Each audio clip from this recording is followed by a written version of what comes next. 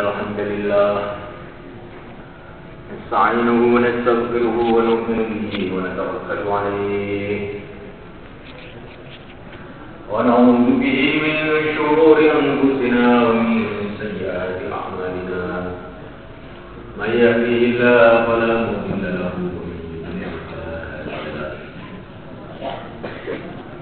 أشهد أن لا إله إلا الله وحده لا شريك له وأشهد أن سيدنا ومولانا وحبيبنا محمدا عبده ورسوله اللهم صل وسلم وبارك عليه وعلى آله وأصحابه والتابعين لهم بإحسان إلى يوم الدين أما بعد فقد قال في كتابه الكريم إن الذين قالوا ربنا الله ثم استقاموا تتنزل عليهم الملائكة ألا تخافوا ولا تحزنوا وأبشروا بالجنة التي كنتم توعدون نحن أولياؤكم في الحياة الدنيا وفي الآخرة ولكم فيها ما تشتهي أنفسكم ولكم فيها ما تدعون نزلا من غفور رحيم ومن أحسن قولا ممن دعا إلى الله وعمل صالحا وقال إنني من المسلمين. Hadirin yang dimuliakan oleh Allah SWT, tidak ada perkara yang lebih penting di dunia dan akhirat melebihi iman. Oleh karena itulah masalah iman ini perlu kita pikirkan lagi dan lagi. Kita usahakan lagi dan lagi. Lagi dan lagi kita mohon kepada Allah supaya Allah Subhanahu wa taala memberikan kepada kita ini hakikat iman. Karena ada orang itu mengira dirinya iman, tapi di sisi Allah dia ini belum beriman. Wa minan nasi man yaqulu amanna billahi wa bil yawmil akhir wa ma hum bimu'minin. Di antara manusia ini ada orang yang mengatakan kami beriman kepada Allah dan hari akhirat, tetapi di sisi Allah wa ma hum bimu'minin, dia ini belum beriman. Oleh karena itulah semulaikan masalah, janganlah kita bosan bicara lagi dan lagi masalah iman ini, supaya kita mendapatkan iman yang sebenar-benarnya. Iman sebagaimana iman yang diridhoi oleh Allah SWT. Iman seperti imannya para sahabat. Wa minan nasi, di dalam surat Baqarah, wa idza qila lahum aminu kama amana an-nas qalu anu'minu kama amana as-sufaha ala innahum mustafaha walakin la ya'lamun. Ada orang pada zaman Nabi itu, ada orang yang mengira dia ini orang yang pinter, orang yang modern, orang yang berpikiran maju,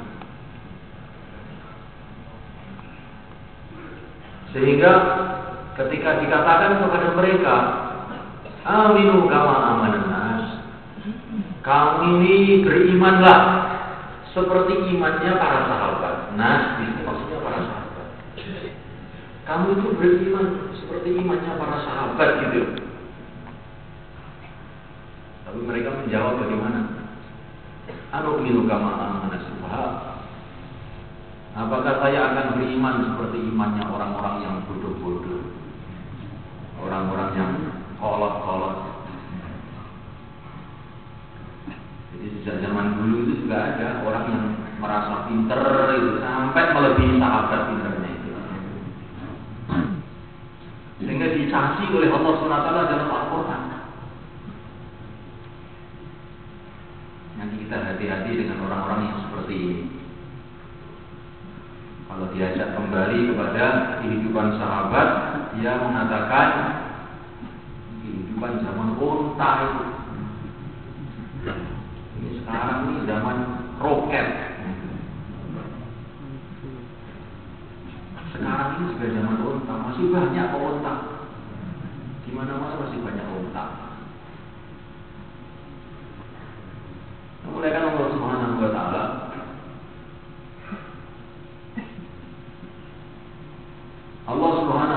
telah meridhai para sahabat, telah memuliakan para sahabat.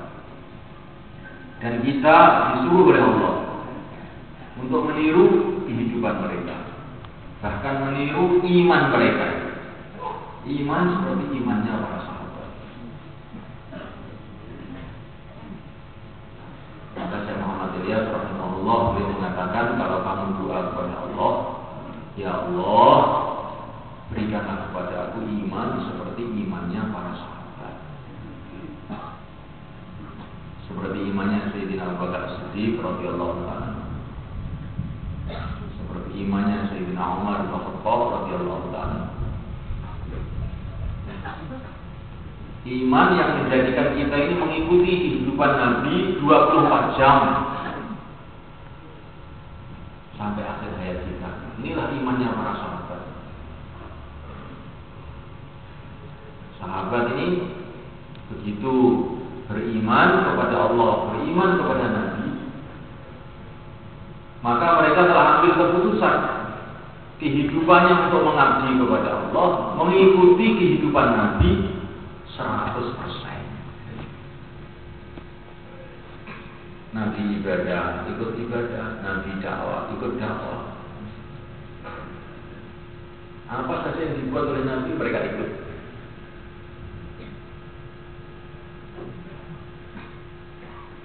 Tidak peduli apa saja yang dibuat oleh Nabi.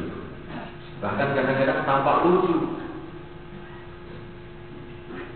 Sayyidina Abdullah bin Umar radhiyallahu anhu, beliau berjalan naik unta. Dalam berjalan naik unta, tahu-tahu belok. Padahal ini jalan tidak belok, tapi tahu-tahu dia belok. Sehingga teman-temannya mengatakan, kenapa belok? Maka beliau mengatakan, dulu Rasulullah SAW di tempat ini beliau belok. Di tempat ini beliau belok. Maka saya ikut belok. Begitu semulaikan Allah Ta'ala imannya para sahabat. Ketika mereka iman bahwa Nabi ini benar, Nabi ini utusan Allah yang telah dibuktikan kebenarannya oleh Allah dengan mukjizat-mukjizatnya, keistimewaan-keistimewaannya. Mulai pucuk kuku sampai pucuk rambut, ini Nabi penuh dengan keistimewaan. Maka kemudian mereka mengikuti kehidupan Nabi.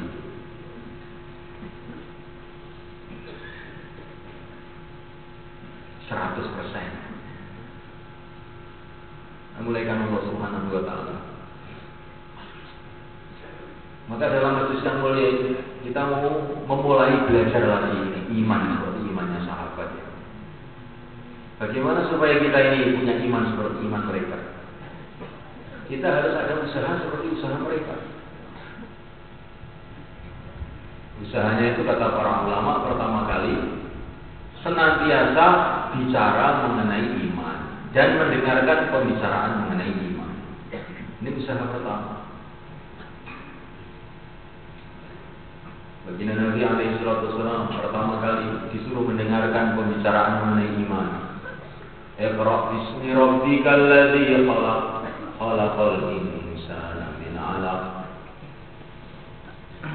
Baginda Nabi disuruh mendengarkan dari Jibril alaihissalam pembicaraan mengenai keagungan Allah SWT, kekuasaan Allah SWT yang telah menciptakan manusia dari segumpal darah.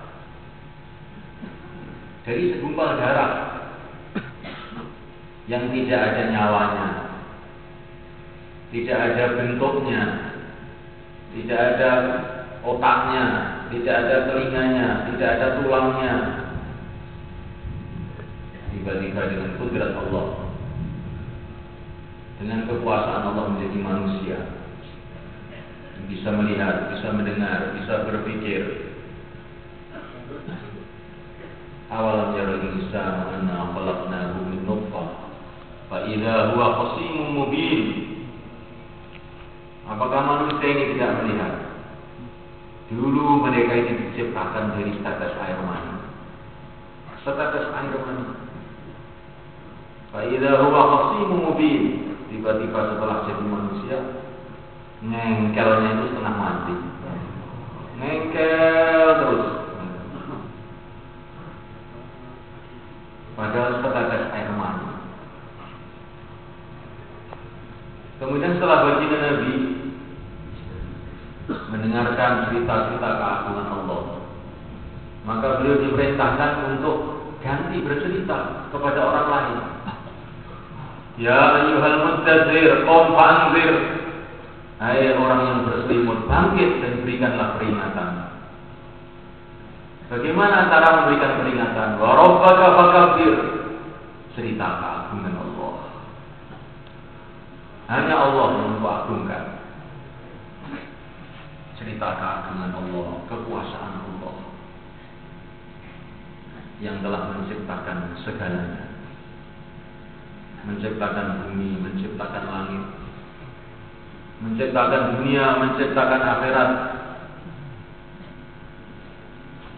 dan menciptakan yang selain dunia, selain akhirat. Karena Allah itu Al-Khallaq, selalu menciptakan. Jangan dikira alam itu cuma alam dunia, alam akhirat saja. Allah itu selalu menciptakan. Ini yang diceritakan kepada kita, ada alam dunia, ada alam akhirat. Mungkin di luar itu masih banyak lagi, berjuta-juta alam, bermiliar-miliar alam kita nggak tahu. Nah, mulai kan Allah SWT, bumi ini begitu besarnya. Tapi kalau dibandingkan dengan langit, kecil seperti sebutir pasir di tengah-tengah padang pasir. Dan ini semulaikan Allah SWT dibandingkan dengan aras Allah Subhanahu wa Ta'ala, kecil seperti sebutir pasir di tengah-tengah padang pasir. Ketika baginda Muhammad SAW Mi'raj, maka beliau ini di satu tempat di langit, beliau melihat barisan malaikat. Malaikat itu berbaris, jalan ganti jalan, ganti jalan, ganti jalan. Nggak ada habis-habisnya. Maka beliau bertanya kepada Jibril alaihissalam, itu malaikat itu pergi kemana itu? Kok baris ke sana semua itu mau pergi kemana? Maka Jibril mengatakan, saya tidak tahu ya Rasulullah. Pergi kemana mereka itu? Jumlahnya mereka itu berapa? Saya juga tidak tahu ya Rasulullah.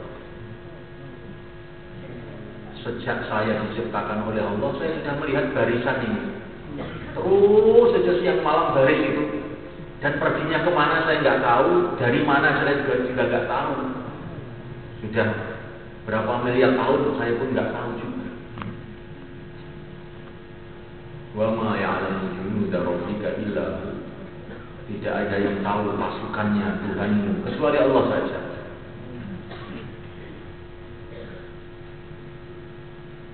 Ada malaikat-malaikatnya Ta'ala yang begitu besar. Ini sebagian yang diceritakan kepada kita. Yang tidak diceritakan lebih banyak lagi. Wa ma utitu minal ilmi illa qalila. Berita yang sampai kepada kita ini sedikit saja. Ada malaikat yang begitu besar. Sehingga aras Allah Subhanahu wa Ta'ala yang begitu besar, yang 7 petala langit, 7 petala bumi itu seperti pasir dibandingkan arasnya, dipikul oleh 4 malaikat.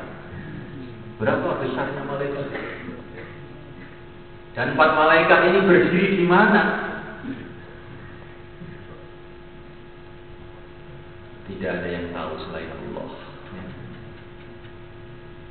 Ini sebagian kecil dari makhluk-makhluk Allah yang beritanya sampai kepada kita. Maka sudah mulai ta'ala, kalau orang itu tahu keagungan Allah, kehebatan Allah, dia akan menggigil ketika mendengar asma Allah Subhanahu wa ta'ala. Hatinya akan bergetar ketika mengingati Allah Subhanahu wa ta'ala. Maka dalam satu riwayat dikatakan, ketika Jibril itu ada di langit sholat, saking takutnya kepada Allah. Jibril ini makhluk yang begitu besar,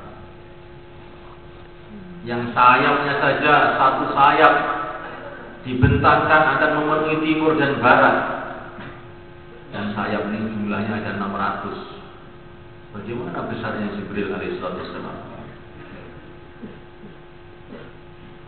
Perjalanan dari langit yang paling atas ke bumi ini ditempuh oleh Jibril dalam sedetik saja. Padahal ini kalau ditempuh oleh pesawat yang kecepatannya seperti sinar akan memakan waktu bermiliar-miliar tahun mereka. Tapi oleh Jibril alaihissalam ditempuh dalam sedetik saja. Dari langit yang paling atas kepada bumi yang paling bawah di Madinah Al-Munawwarah. Sekelip mata sudah sampai. Bagaimana kekuatannya Jibril alaihissalam? Kehebatannya Jibril alaihissalam tidak bisa dibayangkan. Sekarang ini orang merasa berbangga-bangga.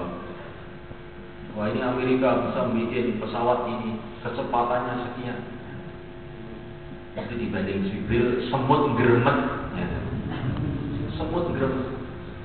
Pesawat yang paling cepat itu semut geremet kalau dibanding Jibril alaihissalam. Nggak ada apa-apa. Nah, mulai kan sekarang orang tahu kekuatannya bom nuklir. Katanya bisa menghancurkan satu kota, satu negara. Katanya. Mungkin juga bohong, ya kan? Tapi tiupannya malaikat Israfil bukan menghancurkan satu negara. Tiupannya malaikat Israfil ini menghancurkan alam semesta ini. Bumi akan hancur, langit akan pecah dengan tiupannya. Jadi sudah mulaikan Allah Ta'ala. Semua manusia ini tahu bagaimana kekuasaan Allah, kehebatan Allah. Maka mereka akan bergetar mendengar asma Allah. Dan dia akan tahu bahwa makhluk-makhluk yang kecil, nggak ada apa-apanya. Yang namanya manusia, yang namanya jin, yang namanya raja-raja, malah nggak ada apa-apanya. Kalau orang itu tahu keagungan Allah SWT, kekuasaan Allah Subhanahu wa ta'ala, kehebatan Allah Subhanahu wa ta'ala. Allah Akbar, Allah Maha Agung. Karena Allah itu Maha Agung, maka ciptaannya sangat agung. Siksanya juga sangat agung. Pahalanya juga sangat agung. Asmanya juga Maha Agung. Masya Allah. Mulaikan Allah Subhanahu wa ta'ala. Semua yang diceritakan tadi, 7 bumi, 7 langit, dunia, akhirat, malaikat, jin, iblis, semua ini diciptakan oleh Allah dengan satu kalimat saja, kun, jadilah, maka jadi. Dan kalau Allah menghendaki untuk hancur, hancurlah, maka semua akan hancur. Musnah, tidak akan ada tersisa sedikit pun. Kalau Allah menghendaki.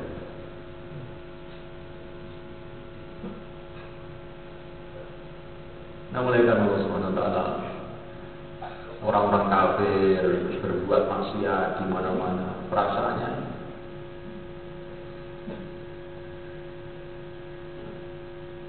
Allah Subhanahu wa ta'ala tidak akan menyiksa mereka.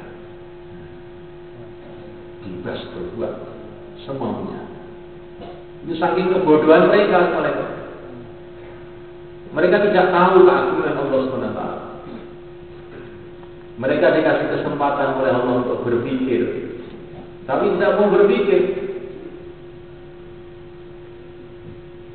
Tetapi semulaikan Allah Ta'ala nanti akan datang satu masa, mereka akan mendapatkan akibat amalan mereka. Jangan disamakan antara orang-orang yang mengenal Allah, mengabdi kepada Allah, dengan orang-orang yang tidak kenal kepada Allah, tidak mengabdi Allah. Apa nas'alul muslimin kal mujrimin. Orang yang menyerahkan diri kepada Allah dengan orang-orang yang maksiat kepada Allah sama? Oh, tidak akan sama. Sekarang ini di dunia ini tempat ujian. Tempat ujian, murid yang nakal, murid yang pintar, semua masuk. Tapi akibatnya tidak sama, nilainya tidak sama, akhirnya tidak sama. Maka semulaikan Allah SWT. Kalau kita ini di dalam hati kita ini ada rasa mengagungkan makhluk, maka cepat-cepat ini dihapus. Lebih agung lagi yang menciptakan makhluk yang kamu agungkan itu. Kalau dalam hati kita ini ada rasa mengagungkan orang-orang kaya, maka tanamkan dalam hati lebih kaya lagi yang menciptakan segala yang kaya ini.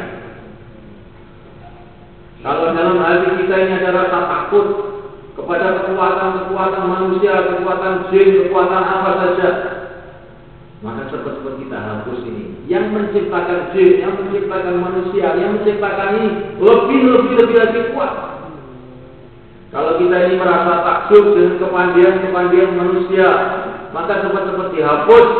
Yang menciptakan manusia lebih lagi, nggak bisa dibayangkan ilmunya, keagungannya dan kepandiannya. Allahu Akbar, Allah Maha Agung. Maka ini yang selalu kita bicarakan lagi dan lagi sampai kita ini paham betul. Andainya paham bagaimana? Andainya paham, kita tidak henti-henti bicara. Jadi orang itu kalau tahu keagungan Allah SWT, tandanya apa? Tandanya nggak bisa menahan mulutnya dari bicara keagungan Allah SWT. Kalau kita ini ya orang kampung besok ya dibawa ke Jakarta melihat bangunan yang besar tingkat 100 ya, maka dia ini nggak bisa menahan mulutnya. Masya Allah. Sampai dulu dia akan cerita ke temannya, cerita ke rumahnya. Ini Jakarta ini omah loh tingkat 100. Ondol ini melebu langsung munggah di nutup pikiran itu sangat nutup. Nah, oleh karena Allah Subhanahu wa Ta'ala. Tetapi semulaikan kalau sudah beberapa hari di Jakarta, melihat itu sudah biasa lama-lama. Biasa. Karena namanya manusia ini ya seperti itu. Pertama terkejut, lama-lama ini biasa. Melihat gedung-gedung yang tingkat-tingkat ini sudah biasa. Tetapi semulaikan Allah Ta'ala berbeda dengan keagungan Allah SWT. Keagungan Allah SWT tidak ada batasnya. Tidak ada batasnya. Kalaupun kita bicara sejuta tahun, semiliar tahun, setriliun tahun mengenai keagungan Allah, keagungan Allah itu belum ada habisnya dan tidak akan ada habis. Sehingga semulaikan Allah Ta'ala sampai nanti di akhirat sudah di surga Allah Subhanahu wa Ta'ala, maka di sana itu ada acara mengagung-agungkan Allah Subhanahu wa Ta'ala, cerita mengenai keagungan Allah Subhanahu wa Ta'ala. memuji-muji Allah Subhanahu wa taala. Nanti kita ini di sana akan tambah tahu lagi bagaimana kemuliaan Allah Subhanahu wa taala, bagaimana kehebatan Allah Subhanahu wa taala, bagaimana kekuasaan Allah Subhanahu wa taala, bagaimana keindahan Allah Subhanahu wa taala. Sehingga di sana pun kita tidak akan bisa henti-henti memuji-muji Allah Subhanahu wa taala. Mengagung-agungkan Allah Subhanahu wa taala. Setahun, 2 tahun, pengetahuan kita di sana tambah lagi mengenai keagungan Allah. Sehingga tambah lagi kita memuji-muji Allah Subhanahu wa taala. Jutaan tahun, miliaran tahun, triliunan tahun, enggak ada habis-habisnya pembicaraan mengenai kehebatan Allah, kekuasaan Allah. Maka ini yang harus menjadi kebiasaan kita bicara keagungan Allah dan mendengarkan pembicaraan mengenai keagungan Allah Subhanahu wa taala. Memuliakan Allah Subhanahu wa taala. Kemudian yang kedua, belajar iman ini memuliakan kita biasakan mendengarkan dan berbicara mengenai sejarah orang-orang ahli iman, yaitu para nabi, para rasul, para sahabat, para wali-wali Allah. Sejarah orang-orang yang beriman. Bagaimana orang-orang beriman ditolong oleh Allah Subhanahu wa taala, dilindungi oleh Allah Subhanahu wa taala, dimuliakan oleh Allah Subhanahu wa taala. Maka dalam Al-Qur'an penuh dengan cerita-cerita mereka. Cerita-cerita orang ahli iman. Ceritanya Nabi Musa alaihissalam, bagaimana mulai bayi sudah diburu-buru oleh Fir'aun. Pasukan-pasukan Mesir dikerahkan untuk mencari bayi yang namanya Musa. Tetapi memuliakan Allah Ta'ala, setelah jumpa betul, aneh yang terjadi. Allah SWT rubah hatinya Fir'aun, sehingga akhirnya Fir'aun itu malah menjadikan Musa ini sebagai anak angkatnya. Malah menjadikan Musa sebagai anak angkatnya. Aneh. Allah ingin memberikan pelajaran kepada kita. Jangan kamu takut dengan Fir'aun, atau pengikut-pengikutnya Fir'aun, atau waris-warisnya Fir'aun, atau orang-orang yang seperti Fir'aun. Karena orang itu walaupun bagaimanapun juga hatinya, otaknya itu dikendalikan oleh penciptanya, oleh Allah Subhanahu wa taala. Orang yang paling memusuhi kamu bisa saja dirubah oleh Allah menjadi orang yang paling mencintai kamu. Begitu juga sebaliknya, orang yang mencintai kamu bisa saja menjadi orang yang paling benci kepada kamu. Hati manusia di tangan penciptanya, bukan di tangan manusia itu sendiri. Pemantai baru kelihatannya sudah nggak mau pisah sampai hari kiamat. Baru 3 hari sudah bertengkar minta cerai. Loh, kok bisa terjadi seperti itu? Itulah namanya hati manusia itu di tangan Allah. Di tangan Allah Subhanahu wa taala. Istri tidak bisa menggembirakan kita. Yang bisa menggembirakan itu hanya Allah. Allah bisa menjadikan istri kita menggembirakan kita, bisa juga Allah membalik istri menyusahkan kita. Anak juga tidak bisa menggembirakan kita. Anak itu makhluk. Kalau Allah mau, anak menjadi menggembirakan kita. Bisa juga dibalik oleh Allah, anak menyusahkan kita. Harta juga begitu. Banyak orang yang gembira dengan harta, tapi juga banyak orang sedih karena harta, menderita sebab hartanya. Banyak orang yang sembuh dengan obat, banyak juga yang mati sebab obat. Mulai karena Allah Ta'ala, banyak orang yang sembuh dengan penanganan dokter, tapi banyak juga yang mampus karena dokter juga.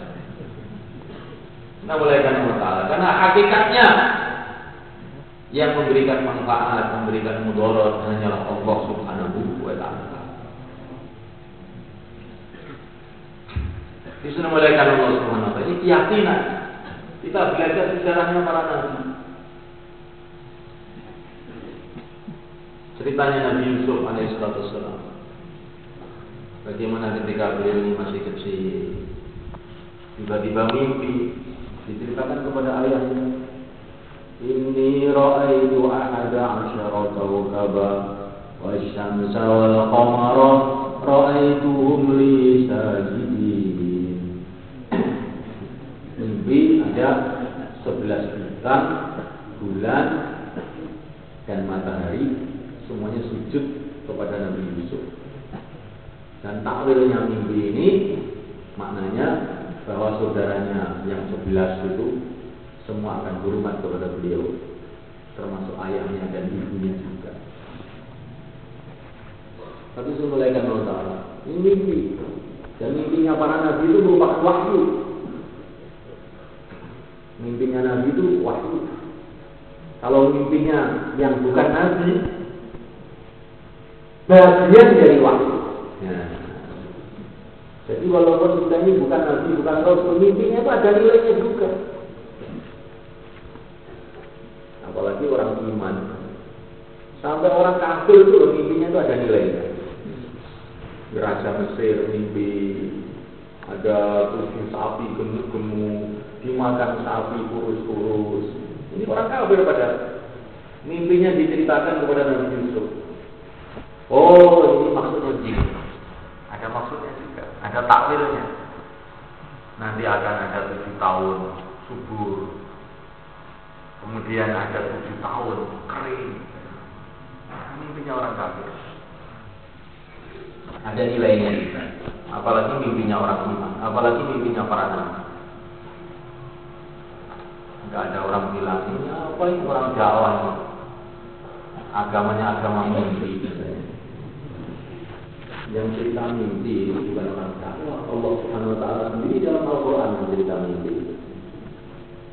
Dan mimpi ini bagian dari kenabian kata Nabi SAW. Lam yabqa minan nubuwwati illa mubasysyirat.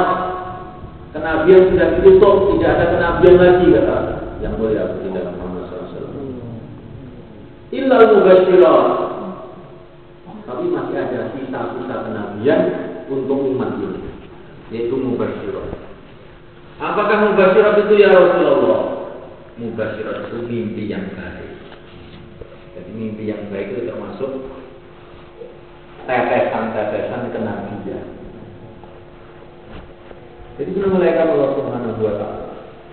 Maka Nabi Yusuf itu mimpi bahwa beliau ini melihat 11 bintang, bulan, kemudian matahari sujud.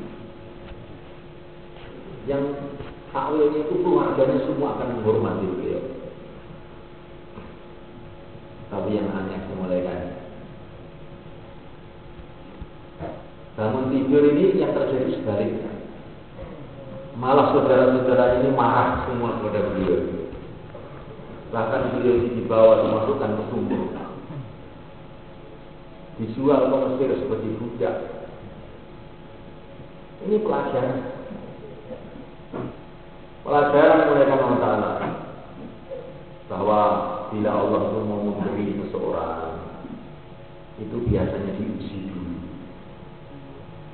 Allah SWT menghendaki Nabi Yusuf ini menjadi orang yang paling dicintai dalam keluarganya, tapi diuji dulu. Keluarganya memusuhi, dibuang ke sumur. Tapi pada akhirnya, setelah genap usianya, cukup usianya, selama 40 tahun, setelah mimpi itu 40 tahun, maka mimpinya menjadi kenyataan. Ketika Nabi Yusuf menjadi menteri di negeri Mesir, keluarganya 11 semua datang ke sana, dengan ayahnya, dengan ibunya, semua hormat. Setelah 40 tahun, maka Nabi Yusuf mengatakan, "Hadza ta'wilu ru'ya min qabl, qad ja'alaha rabbi haqqan." Ini mimpi saya 40 tahun yang lalu jadi kenyataan. Begitu juga sama kan kita sering mendengar dalam bayang-bayang para ulama, ini usaha dakwah akan mendatangkan hidayah, masjid-masjid akan jadi makmur. orang-orang akan berbondong-bondong mengamalkan agama. Tapi begitu mulai dakwah, mulai jauh, orang-orang malah lari. Ini apa ini? Kerja apa ini? Gak cocok ini di sini. Ini cocoknya di sana, di negeri Arab sana. Katanya ini. Seperti Nabi Yusuf, gak cocok ini Yusuf di rumah ini gak cocok. Buang aja ke sumur. Setelah dibuang, kalau tahu malah dibolehin, dicari-cari. Akhirnya dicinta. Begitu juga yang mulia Baginda Muhammad SAW di Mekah, ketika beliau mulai dakwah, dibenci oleh kebanyakan orang, dimusuhi, diusir. Setelah sampai di Madinah, akhirnya orang Mekah sendiri yang datang ke sana. Seluruh jazirah Arab berbondong-bondong datang ke sana. Musuh-musuhnya menjadi pecinta-pecintanya. Maka sudah mereka Allah, kalau kita ini mengamalkan agama, kok kemudian timbul ujian-ujian, timbul suatu perkara-perkara yang tidak kita inginkan. Jangan kita ini kemudian berputus asa. Loh, ya kok ini? Jangan. Kita ingat ceritanya Nabi Yusuf alaihissalam. Memang janji Allah itu awalnya itu ujian dulu. Kalau terus sabar, dan nanti janji itu jadi kenyataan. Jadi Allah seperti itu mulai. Maka cerita para nabi, para rasul alaihissalam ini kita renungi dan kita pahami, inilah rumusnya dakwah. Kalau kamu ikut mereka, nanti jadinya ya seperti itu. Karena kalau ikut jalan mereka, maka kamu akan dapat pengalaman seperti mereka. Asalkan jalannya itu sama. Kalau kamu ikut jalan yang sama, akan dapat pengalaman yang sama. Pertama kali dibenci, pertama kali diusir, tapi akhirnya dicintai. Maka Nabi Yusuf alaihissalam pertama kali diusir, pertama kali dibenci, tapi beliau tetap istiqomah.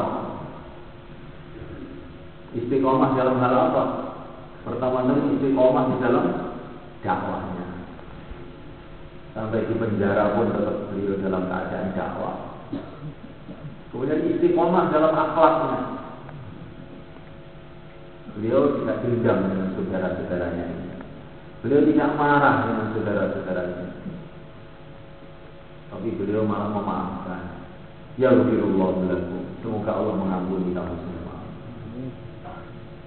Ini sifatnya orang beriman. Yang dimusuhi jalannya sepuro.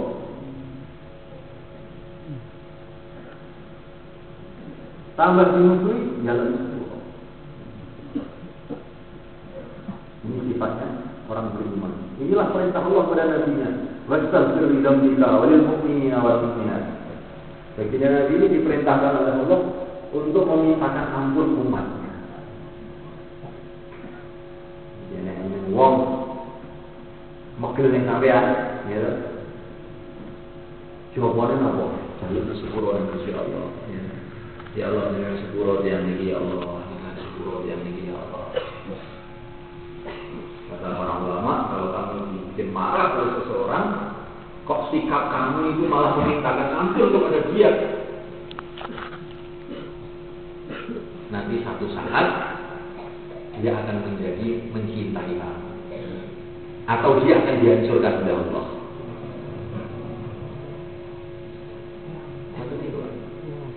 Gak sandungo sing kerem-kerem, ya. Wes ben jungkir deh, sekali-sekali sah. Dungo sing enak-enak wae, gitu. Maka ada orang itu anak-anak muda, wes enaknya sendiri, singkat-singkat macam-macam. Maka ada seorang wali Allah, Bishr al-Harbi radhiyallahu ta'ala anhu, lewat di tempat ini anak-anak yang preman-preman kurang ajar. Maka santri-santrinya itu bilang sama Bishr al-Harbi, Syekh, doakan mereka supaya dihancurkan oleh Allah SWT anak-anaknya. Maka Bisrahal itu doa, ya Allah, sebagaimana Engkau telah menggembirakan mereka di dunia, ya Allah, gembirakanlah mereka di akhirat nanti. Maka sahabatnya itu heran, loh, kok malah didoakan enak-enakan ya? Bagaimana ini? Maka Bisrahal, kamu tidak paham. Kalau mereka akan digembirakan oleh Allah di akhirat, maka mereka akan dikasih hidayah oleh Allah. Jadi begitu caranya. Allahumma ighfir li qaumi fa innahum la ya'lamun. Ini doanya Nabi, ya Allah, ampunilah kaum.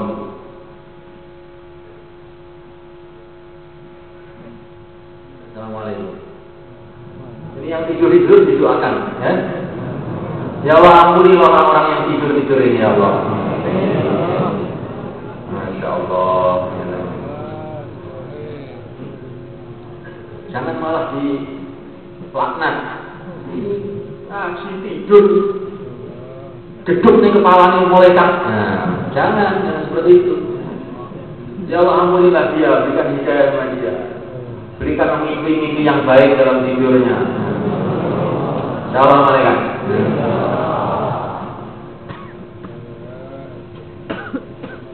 Nah, malaikat Allah SWT, Masya Allah.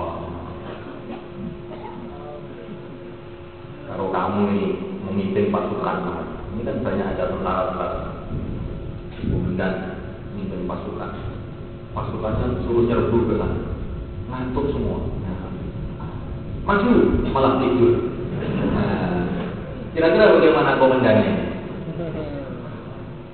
Masya Allah, Ibu Syahidi, malah itu pasukan akan ditembak oleh komandannya sendiri. Ya, mereka. Nah, ini orang-orang dakwah pasukannya Allah. Kalau ngantuk bagaimana? Kasih kopi jahe, ya. Nggak usah ditembak, ya. Karena nggak punya big deal ini. Nah, mulai kan Allah SWT.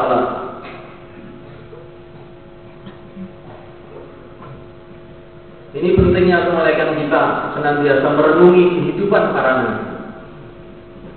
Ringkesnya kehidupan para nabi itu apa mereka?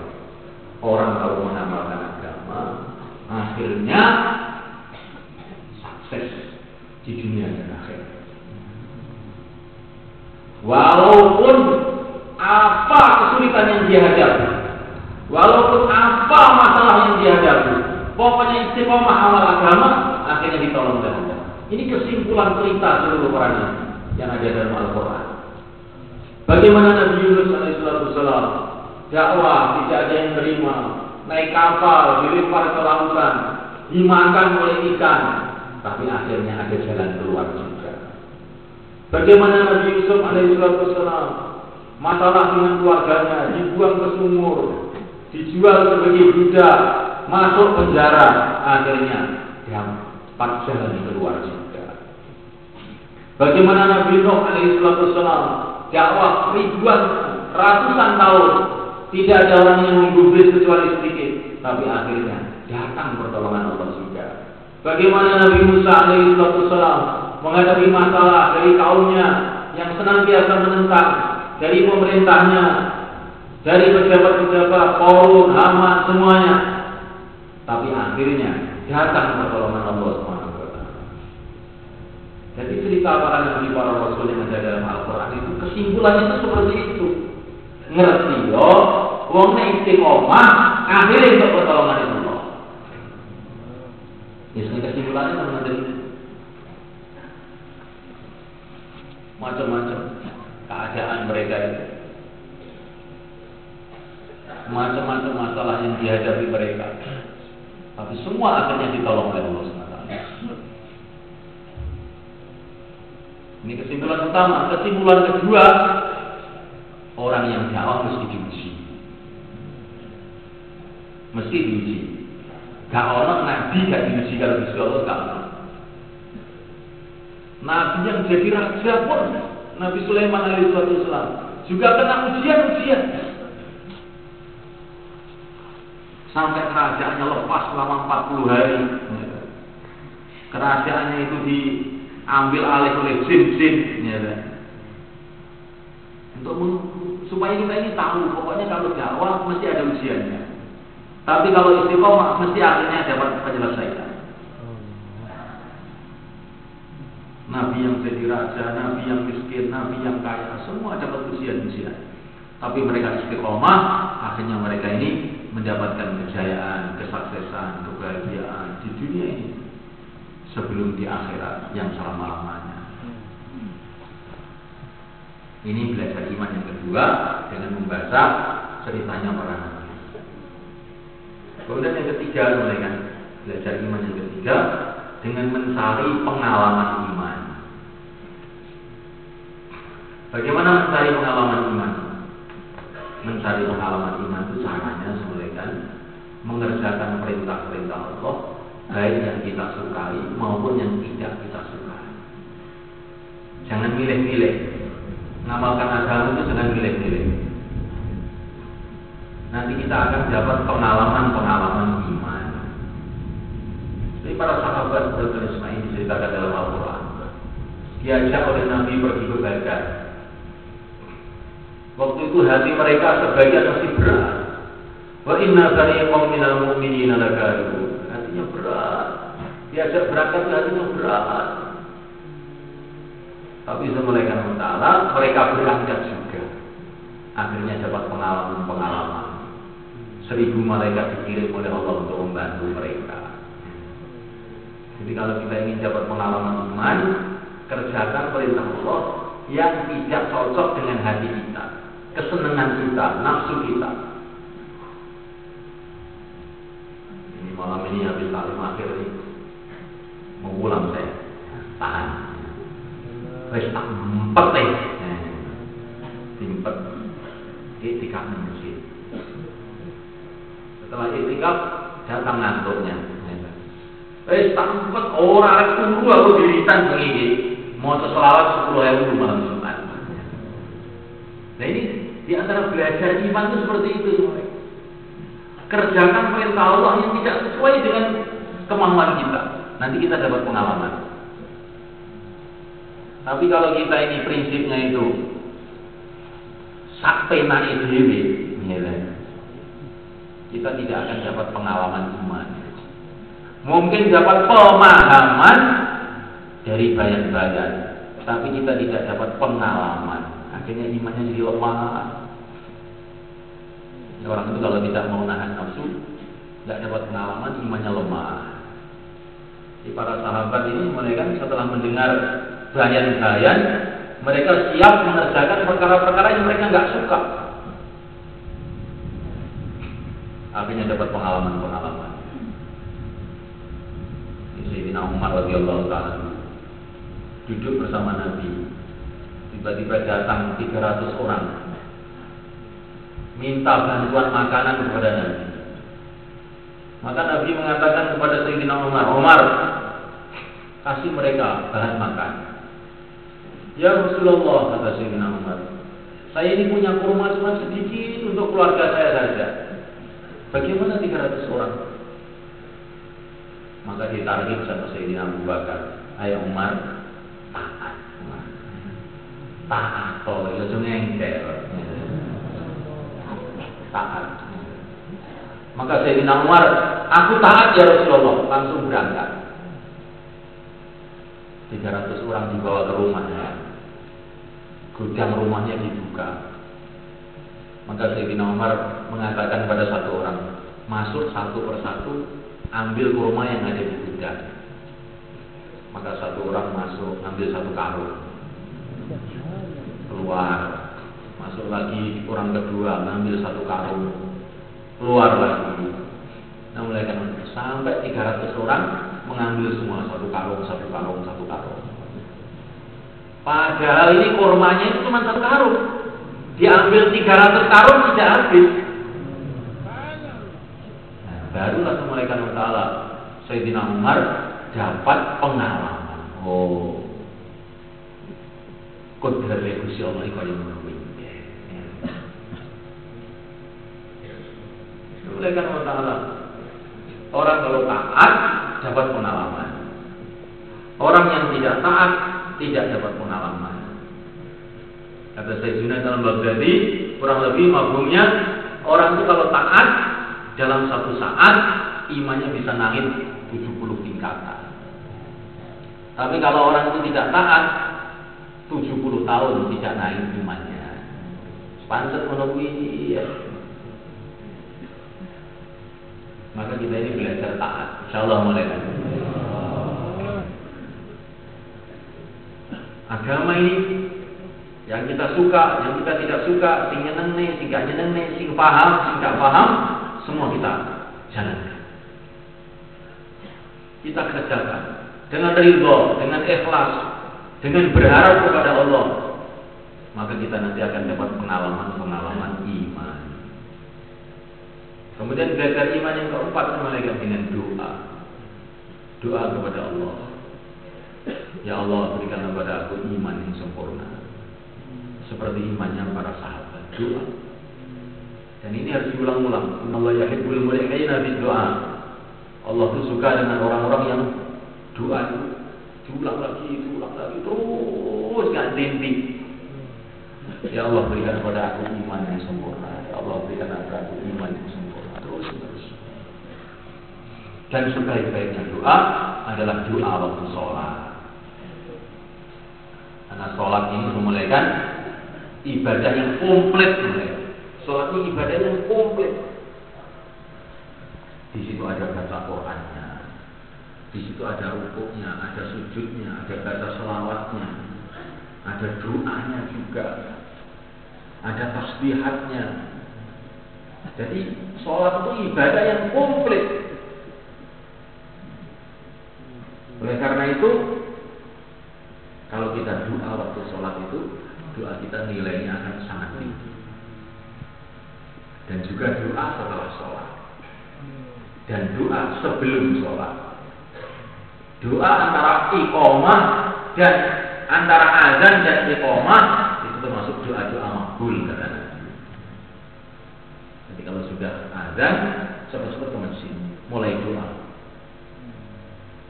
Ya Allah, berikan pada aku iman yang sempurna, berikan pada aku iman yang sempurna. Terus begitu. Ya Allah, turunkan hidayah untuk diriku, keluargaku, tetangga-tetangga, umat seluruh alam. Doa sebelum sholat. Setelah azan, sebelum sholat itu doa-doa makbul. Begitu juga setelah sholat. Ayu doa yang asma ya Rasulullah. Doa yang paling didengar oleh Allah itu doa kapan ya Rasulullah? Duburul sholat. Doa setelah sholat. Doa setelah sholat ini juga doa-doa makbul.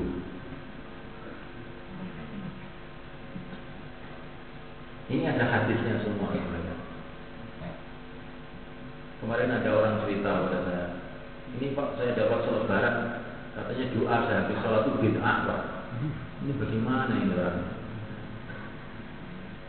Ya ini orang tidak tahu. Kalau orang tidak tahu, ngomong sampai nanti kena air. Orang ngerti. Kita ini harus kita tanamkan mereka. Amalan-amalan yang telah dibuat oleh para ulama yang memang ahlinya, yang sudah turun-temurun mulai zaman dulu, itu mesti ada dalil. Mesti orang dalil. Nah, ini dalilnya apa? Lalu orang ngerti mondok orang dalil. Kadang-kadang orang ini masya Allah, orang nggak pernah ngaji menentang para ulama. Ini repot ini orang-orang seperti ini. Seperti orang petani menentang dokter, dikasih arahan, saya minum obat ini, obat ini. Enggak, saya ini sudah punya obat sendiri. Apa obatnya? Kurodan. Mati minum kurodan. Ini mulaikan masalah petani menentang dokter dalam urusan pengobatan. Katanya dia tidak ahli. Nah, obatnya petani itu indrit. Bisa dengan obatnya dokter. Kalau obatnya dokter itu supaya orang itu sehat. Kalau obatnya petani supaya orang itu mati. Masya Allah. Nah sekarang itu nasibnya umat itu seperti itu sebenarnya. Orang-orang yang bukan ahlinya menentang orang-orang yang ahlinya. Nah oleh karena Allah Subhanahu wa Ta'ala, maka doa waktu sholat ini perkara yang sangat penting. Dan sebelum sholat juga, setelah sholat, ini doa-doa makbul. Doa yang terpenting adalah doa mohon hidayah.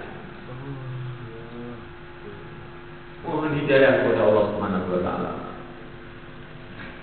Hidayah untuk diri kita dan hidayah untuk umat. Jangan kita doa untuk diri kita sendiri saja. Dalam satu hadis dikatakan kalau kita doa untuk orang lain, maka para malaikat akan doa untuk kita. Maka Syekh Muhammad Ilyas mengatakan, berdoalah kamu dengan mulut yang tidak pernah berbuat dosa. Apa itu maksudnya Syekh? Ya, mulut kita ini semua sudah pernah berbuat dosa semua. Doalah kamu untuk orang lain, nanti malaikat berdoa untuk kamu, dan mulut mereka tidak pernah berbuat dosa. Maka orang itu harus senang mendoakan orang lain. Doa untuk dirinya, doa untuk anak-anaknya, untuk istrinya, untuk tetangga-tetangganya, untuk ahli kampungnya, untuk umat seluruh alam. Begitu Nabi berdoa. Nabi doa untuk dirinya, Nabi doa untuk istrinya, Nabi doa untuk anak cucunya, Nabi doa untuk ahli Madinah, Nabi doa untuk umat seluruh alam. Nah kita harus meniru seperti itu juga. Dimulai doa untuk dirinya sendiri dan keluarganya, anak-anaknya, tetangga-tetangganya, teman-teman perjuangannya. Disebut satu persatu sehingga doa kita ini tambah panjang. Masya Allah, Nabi Musa itu orang yang paling senang doa. Karena doa itu berarti menghadap kepada Allah. Dan inilah kelezatan Nabi Musa yang paling tinggi kalau beliau ini bisa menghadap pada Allah. Maka kalau beliau ini mau doa, beliau jauhlah dulu. Datang ke sahabat-sahabatnya, saya mau doa nih. Kamu minta didoakan apa? Katanya Nabi Musa. Supaya tambah banyak nanti yang pesen itu. Sehingga doanya itu tambah panjang sekali. Ini Nabi Musa senenganin dulu Nabi Musa. Kalimullah, paling senang mendengarkan firman Allah, paling senang berbicara dengan Allah. Maka kita ini banyak doa.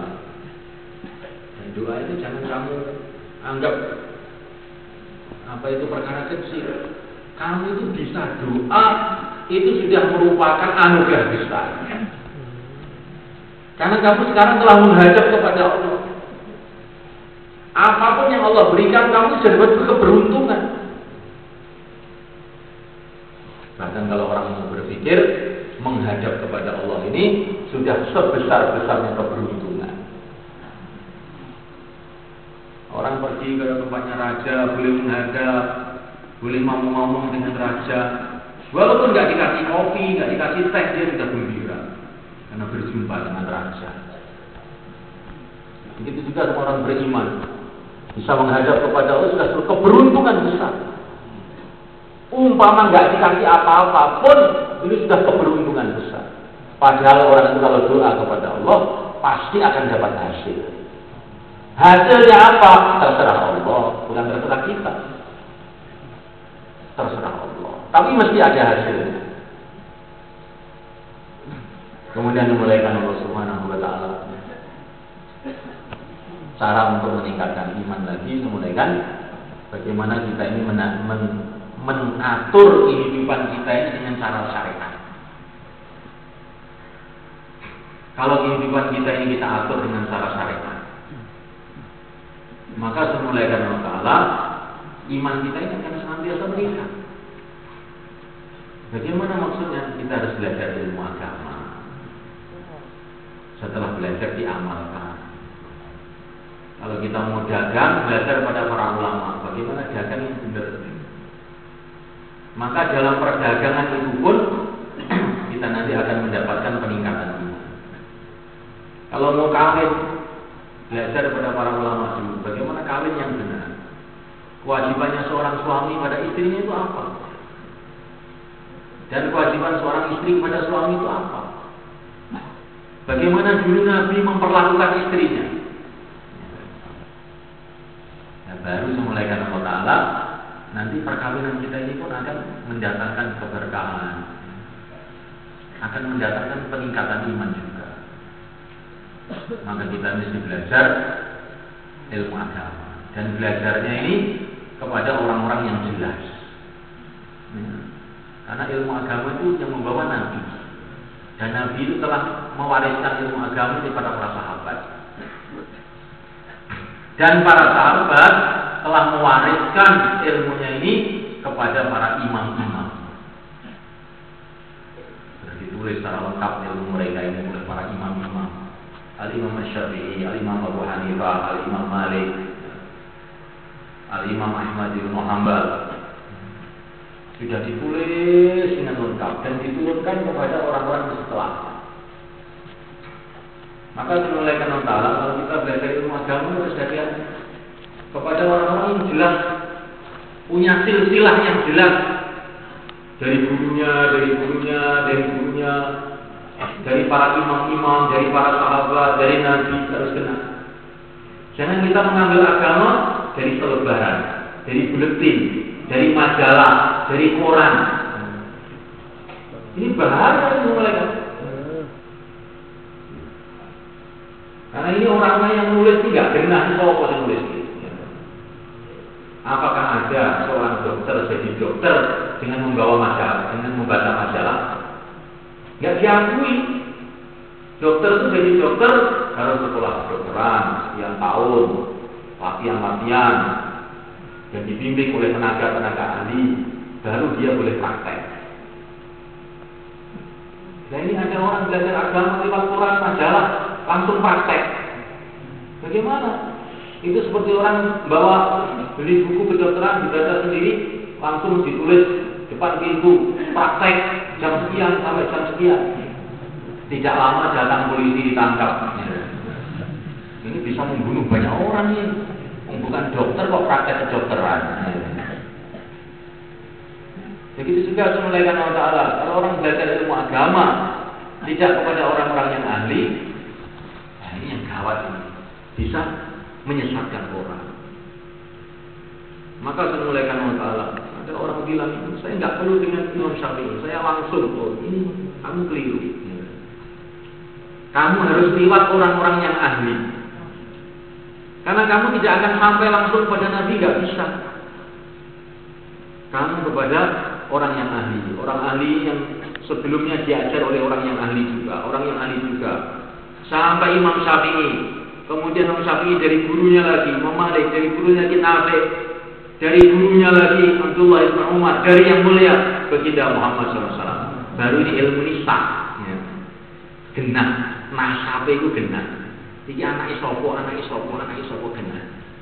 Nek kamu kuwi jenenge anak zina, ya. Gak kena pake, gak kena boke, ya. Mulaikan Allah Subhanahu wa Ta'ala. Ini kenapa saya ceritakan ini zaman gendeng tadi gini Pak. Jadi wong itu ngaku pinter dewi-dewi. Mboten belajar agama nggo cara sing bener. Sehingga para masyayikh ini banyaknya buku, banyaknya kitab ini sebetulnya satu rahmat Allah. Tetapi bisa bahaya. Kenapa? Akhirnya orang itu belajar agama dari buku, dari kitab, tidak mau belajar pada orang ahlinya. Sehingga akhirnya memahaminya itu kadang-kadang keliru. Ada orang baca hadis, di situ ditulis Al-Habbatus Sauda Shifa'un min kulli da', bahwa cinta kita buka segala penyakit. Tetapi setan ini blogor. Setan itu blogor. Bukan Al-Habbatus Sauda dia baca Al-Hayyatus Sauda. Yang maknanya ini kalau dalam komus bisa Al-Hayyatus Sauda itu ular yang hitam. Ular yang hitam obat segala penyakit. Oh, masya Allah, orang-orang kampung saya bodoh semuanya ini. Ini ada obat mujarab, nggak dimanfaatkan. artinya dia pergi ke kebun, cari ular yang hitam, ya. Ular kobra diambil, langsung digodok, ya. Ini loh obat segala penyakit, ya. Langsung dimakan, ususnya brodol. Ya. Ini memulaikan Allah Ta'ala. Ini orang belajar kitab tanpa ada pembimbing, jadinya begitu. Maka memulaikan Allah Ta'ala, kita ini harus akrab dengan para ulama. Dan ulama yang jelas, yang ilmunya itu musalsal, ada bersambung-sambung, bukan ulama perpustakaan, ya. Belajar sendiri, ya. Tidak, yang ada gurunya bersambung-sambung, yang jelas, sampai kepada imam-imam yang sudah diakui keahliannya, sampai kepada Rasulullah SAW. Dan baru ilmunya bisa kita ambil. Tapi ilmu itu ada dua mereka. Ada ilmu masail, ada ilmu fadhail. Kalau ilmu fadhail itu tidak banyak masalah, sehingga kita diizinkan oleh para ulama itu kalau ilmu fadhail itu wacanan diri. Tapi kalau ilmu masail, kita ini harus belajar kepada para ulama. Nah, mulaikan Allah. Dan di antara cara meningkatkan iman, mulaikan kalau kita ini banyak zikir. Ala bizikrillah yatma'innul qulub. Orang ini kalau banyak zikir, hatinya menjadi tenang. Maknanya tenang ini kata para ulama, imannya meningkat. Orang itu kalau imannya meningkat, hatinya menjadi tenang. Memulaikan Allah Ta'ala, maka zikir ini perlu kita perhatikan juga. Sangat-sangat penting. Wala zikrullahi akbar. Zikir itu lebih besar dari seluruh ibadah-ibadah yang lain. Kemudian memulaikan Allah Ta'ala, di antara cara untuk meningkatkan iman adalah berkumpul dengan orang-orang ahli iman. Saling cinta-cintai dengan orang-orang ahli iman. La tadkhuluna al-jannata hatta tu'minu wa la tu'minu hatta tahabbu. Kata Nabi, kamu tidak akan bisa masuk surga sebelum beriman, dan kamu tidak akan bisa beriman sebelum kasih sayang dengan orang beriman.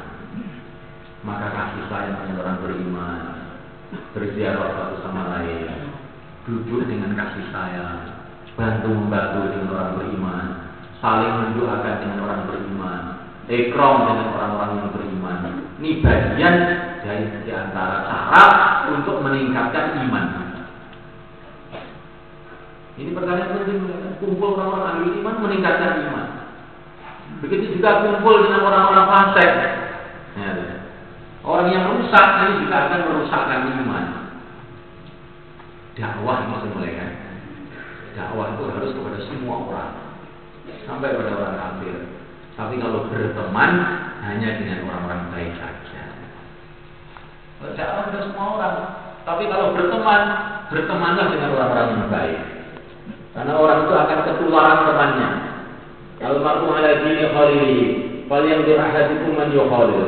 Kata Nabi, orang itu amalannya menurut temannya. Maka kamu berpikir mau berteman dengan siapa?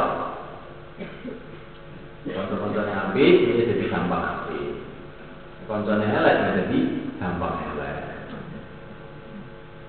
Ini kok dakwah loh, nek dakwah kan tapi berteman masuk. Nek dakwah sampai pada orang kafir, sampai pada Fir'aun pun kita datangi kalau dakwah. Tapi nek berteman dengan orang-orang yang baik saja, orang-orang yang muslim. Insyaallah kita niat ini akan meningkatkan iman kita. Dan ini semua kita buat mereka semata-mata karena Allah Subhanahu wa Ta'ala. Bukan hal yang lain. Semua amalan mesti kita buat semata-mata mencari ridho Allah. Amalan ini kalau bukan diniatkan untuk mencari ridho Allah, ini bukan amalan lagi. Bahkan ini menjadi satu kemaksiatan dan pengkhianatan. Maka kita buat amalan semata-mata karena Allah. Memulaikan Allah Subhanahu wa Ta'ala. Dan di antara cara untuk meningkatkan iman dengan kita ini keluar di jalan Allah. Walau anna katabna alaihim an yaqtulu anfusakum ila akhir ayat. Ringkasnya dalam ayat ini dijelaskan kalau orang itu mau berkorban, meninggalkan kampungnya untuk membela agama Allah, dia nanti akan mendapatkan peningkatan iman. Maka seluruh nabi-nabi, seluruh rasul-rasul pernah mengadakan perjalanan-perjalanan fisabilillah. Begitu juga para sahabat, begitu juga para wali-wali Allah. Semua pernah mengadakan perjalanan-perjalanan untuk penyebaran agama. Nah, mulai dari Allah kemarin dikirim satu jamaah ke Maluku. Di sana ada masuk hutan itu 12 km masuk hutan, kendaraan nggak bisa masuk. Di situ mulai kan ada perkampungan Islam, masya Allah, menyambut dengan sangat baik. Dan di situ ada kuburan, 5 kuburan kumpul. Tanya dengan orang-orang kampung situ, ini kuburannya siapa? Ini kuburannya Imam Jawa katanya. Imam Jawa itu bagaimana ceritanya? Ini dulu ceritanya murid-muridnya Sunan Giri dari Gresik sana dikirim untuk dakwah di Maluku, akhirnya mati. Masya Allah. Jadi pengiriman jamaah itu sejak zaman Nabi dulu, zaman sahabat, zaman wali-wali, pengiriman jamaah itu sudah barang yang masyhur, yang merupakan budayanya umat Islam sejak zaman dulu. Cuma akhir-akhir ini mulai karena Allah terjadi kemerosotan, sehingga kalau dikirim jamaah orang itu pada geger. Apa ini? Orang suruh meninggalkan anak, suruh meninggalkan istri. Masya Allah, mulai karena Allah ini bukan meninggalkan anak, meninggalkan istri. Ini mulai karena kita berjuang namanya. Ini nirakati anak, nirakati istri. Seperti kita Sunan Giri, ditinggal ayahnya Maulana Ishaq pergi ke Aceh sampai tidak pernah jumpa ayahnya. Tapi oleh Allah Subhanahu wa Ta'ala, karena ditinggal berjuang oleh ayahnya, akhirnya anaknya jadi orang-orang baik. Maka di antara cara mendidik anak, cara supaya anak ini jadi baik, kalau kita ini memikirkan anaknya orang-orang. Wallahu fi'alil abad makara abdu fi'alil akhir. Kalau orang itu memikirkan orang lain, Allah akan tolong dia. Kalau kita memikirkan anaknya orang-orang lain, bagaimana anaknya orang-orang Islam semua jadi baik, maka anak kita sendiri akan dibaiki oleh Allah SWT. Kalau kita berpikir bagaimana keluarga-keluarga umat Islam semua jadi baik, maka keluarga kita sendiri akan dibaiki oleh Allah SWT. Kalau kita pikir bagaimana kampung-kampung umat Islam semua jadi baik, maka kampung kita sendiri akan dibaiki oleh Allah SWT. Salah kita niatnya mereka. Ini semula karena Allah untuk mendatangkan kebaikan di rumah kita memikirkan rumah orang lain. Supaya mendatangkan kebaikan di kampung kita memikirkan kampung-kampung lain. Supaya kita mendatangkan kebaikan pada negeri kita, maka kita memikirkan negeri-negeri yang lain. Maka akan datang rahmat Allah bersurah-surah. Maka pengiriman jamaah ini perkara yang sangat penting. Ini merupakan bagian yang sangat penting dari perjuangan yang mulia baginda Muhammad SAW. Kanjeng Nabi ngirim di jamaah-jamaah. Kanjeng Nabi ngirim di jamaah-jamaah. Khalifah Sayyidina Abu Bakar, Umar, Utsman, Ali, semuanya ngirim di jamaah-jamaah. Ini ngomong ini ngirim di jamaah-jamaah. Nah saat ini dimulai malih, insyaallah nih.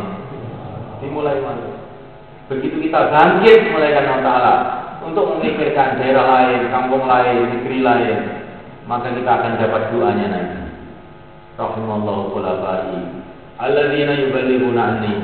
Semoga Allah merahmati wakil-wakilku yang menyampaikan agama dari aku.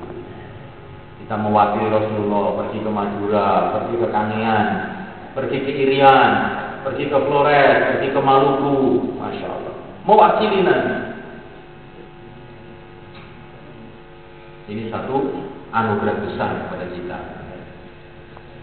Meneruskan perjuangan nanti. Kita hidup ini tidak tahu mereka masih berapa lama. Mungkin masih beberapa tahun, mungkin juga tinggal beberapa hari, mungkin juga tinggal beberapa jam. Kalau kita mati di dalam memperjuangkan agama, man mata murabita ujriyalahu amalu ila yaumil qiyamah. Wa aminal fatan. Barang siapa mati dalam keadaan memperjuangkan agama Allah, maka amalnya akan dianggap terus-menerus sampai hari kiamat.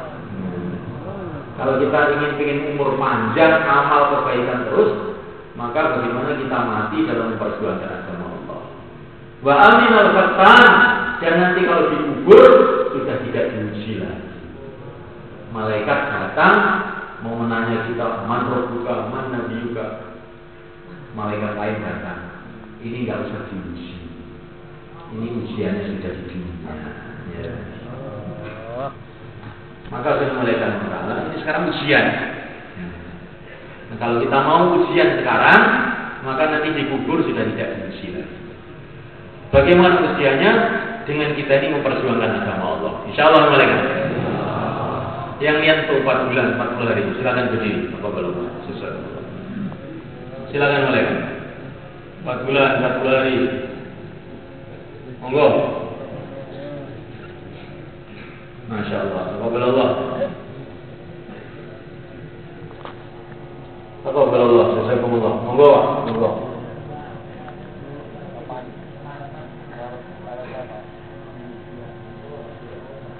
Monggo sebenarnya itu langsung monggo. Bismillah. Ya, betul sungkan-sungkan. Ini kan kepentingan kita jambak, Pak. Kan kepentingan kita jambak. Bismillah. Ini persiapan akhirat kita. Monggo. 4 bulan, 40 hari. Sebenarnya, Pak. Monggo. Bismillah. Yang sebenarnya, Pak. Kanjeng Nabi itu merasa di Madinah, Pak. Oh, di umatku nenggoro dakwah, masya Allah. Kanjeng Nabi seneng. Lah wongnya nyeneng Kanjeng Nabi, berarti nyeneng Gusti Allah. Nek wong itu nyeneng Gusti Allah di surga. Jangan pengennya nyeneng Kanjeng Nabi. Nah, ini kita terus nih perjuangan Kanjeng Nabi. Monggo, monggo, bismillah. Tunggu kita, monggo. Nang cepat mawon, monggo bismillah. Kenal kali panjenengan, Pak. Gitu. Kapan ada dalam pikirannya lah. Oh ya kenal karo aku. Bener Pak. Gusti Allah kenal karo aku. Nah, aku gak mantap izin, gitu. Iya benar, Pak. Sesuai, Pak. Insyaallah, Pak. Ya. Al-hayawu minal iman. Isin ini termasuk golongannya bagian iman. Isin itu yang paling penting. Isin karo Gusti Allah. Kawulane Allah, umat Kanjeng Nabi, orang tahu berjuang, ya, ngoten banget. Ini seneng isin karo Gusti Allah. Sapa wong isin karo Gusti Allah, Allah bagi isin dan piyambake kangge nyiksa piyambake. Iki wong isin karo aku, ora bakal aku tak lebu ning neraka. Ngoten banget.